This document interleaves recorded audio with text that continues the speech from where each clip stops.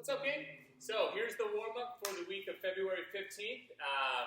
It is President's Day on the 15th. We have a normal schedule, so we'll have the 6 a.m., 7:15, and then the 4:15 and 5:30. All normal, no changes there at all. Let's start down in a squat. You know it's going to be a good week if the first move you do in here is getting into a squat. So we're just going to bounce.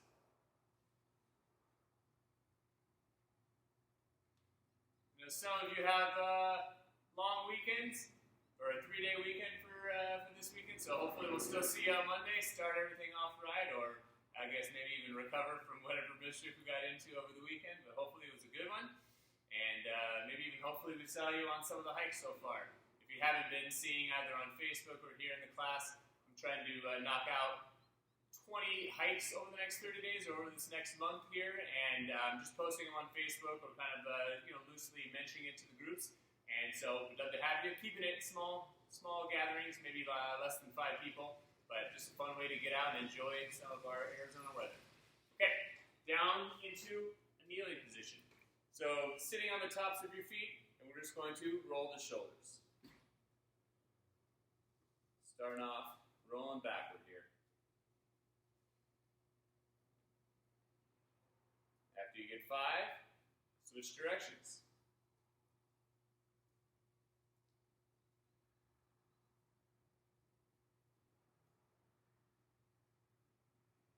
Nice. We're going to get back into the squat. And this time, we're going to do some thoracic rotation. So what I want you to do, you take your right elbow, put it inside your right knee to kind of block it. And then we're going to rotate with your left arm, try to point it straight up overhead. Bring it down, and rotate it up overhead 5 times. Just trying to get as much rotating through and around the shoulders using your spine as the kind of axis of rotation. After you get 5, switch to the other side.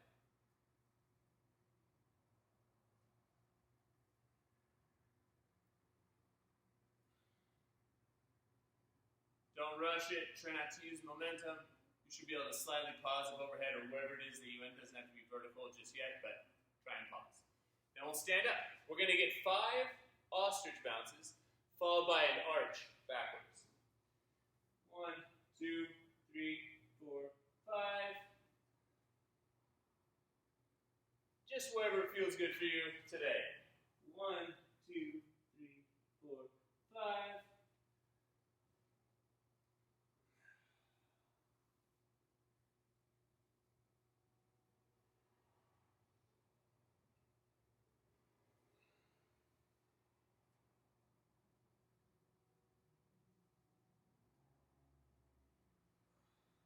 Get at least 5 cycles through it. If it's feeling helpful, get a few more. Maybe one more for good luck.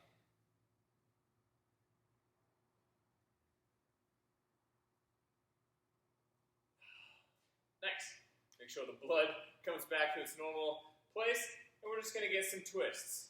So, call this boneless sometimes, like your arms are boneless and they're just flapping around like little straps connected to your shoulder.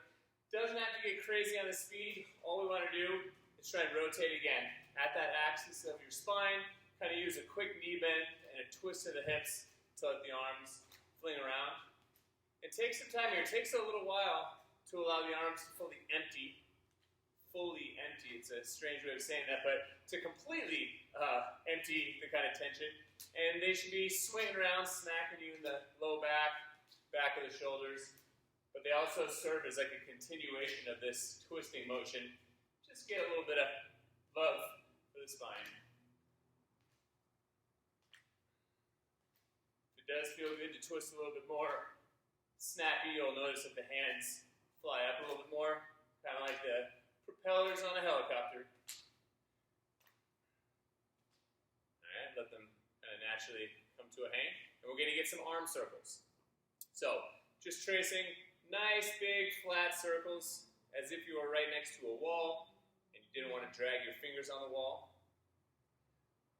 We'll get 3 or 4 real controlled, and if it feels good, we'll start to get just a little bit of extra momentum. Again, this should be generated from the lower body, just kind of like starting the dip and the bounce, and then finished through the upper body, hand, and most of your arms should be pretty relaxed. Let the arm kind of sling back down. We'll go to the other side. So nice and controlled first. Feel out that range of motion. Make sure, it feels good before kind of speeding it up a little bit. And then again, transition out of this very kind of tense, guided circle to something that's a little bit more momentum-based. Like I said, as long as it feels good, just use your legs to kind of continue with it and really empty out the arm and your hand.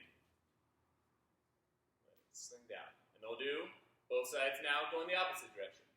So reaching back to start with, then over the top, kind of like the freestyle swimming.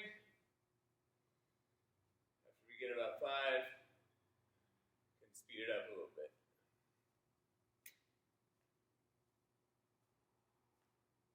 Try and notice if you're guarding any part of your shoulder by holding a little bit more tension. Talk to us, maybe we'll find some ways to work around that or figure out what the reason for that guarding is. But right now, just getting in touch with the shoulders.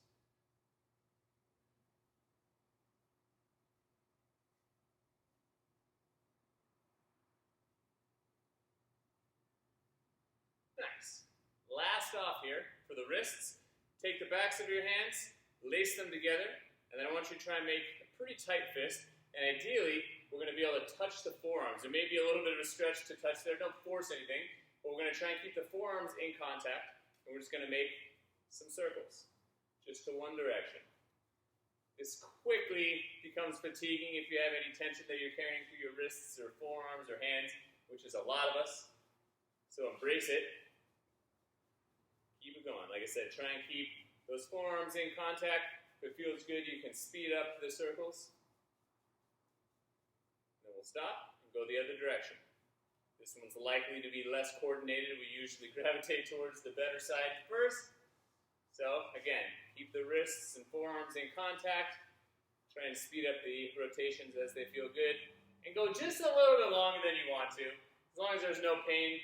I know there's a little bit of discomfort in the kind of burning or like flexibility standpoint. Just push into it just a little bit.